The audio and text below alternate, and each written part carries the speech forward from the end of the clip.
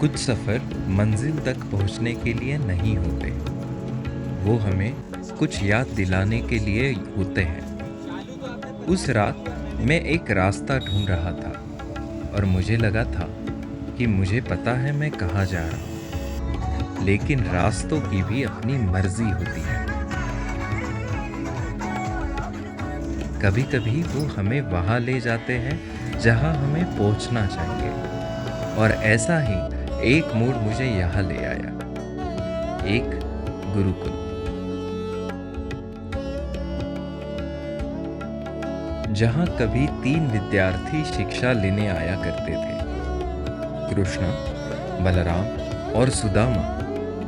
हजारों साल बीत गए, लेकिन इस कक्षा की गूंज आज भी सुनाई देती है।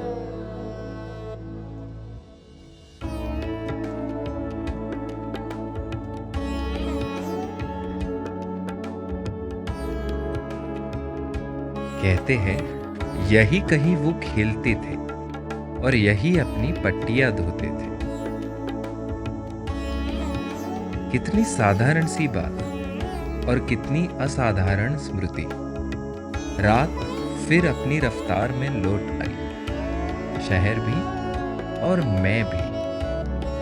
अगली सुबह मेरे सामने इतिहास का एक और रूप खड़ा था, राजवाड़ा, जहां पत्थर सिर्फ दीवारें नहीं, समय के साक्षी बन जाते हैं। इन गलियारों से कभी सत्ता गुजरी होगी, निर्णय गुजरे होंगे और शायद ऐसे सपने भी जिन्होंने एक पूरी शहर की दिशा बदल दी। वैभव, शक्ति और विरासत। सदियां बीत गई, फिर भी ये खड़ा है। लेकिन वहां खड़े होकर मैं राजाओं के बारे में नहीं सोच रहा था, मैं एक कक्षा के बारे में सोच रहा था। एक महल और एक गुरुकुल, दोनों समय की परीक्षा में खरे उतरे।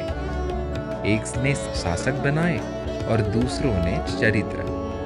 एक ने इतिहास लिखा और दूसरे ने ऐसी कहानियां दी जो इतिहास से भी आगे निकल गई। फिर शहर पीछे छूटने लगे और एक बात साफ होती चली गई, वक्त ने दोनों को बचाकर रखा, एक को पत्थरों में और दूसरे को लोगों के दिलों में।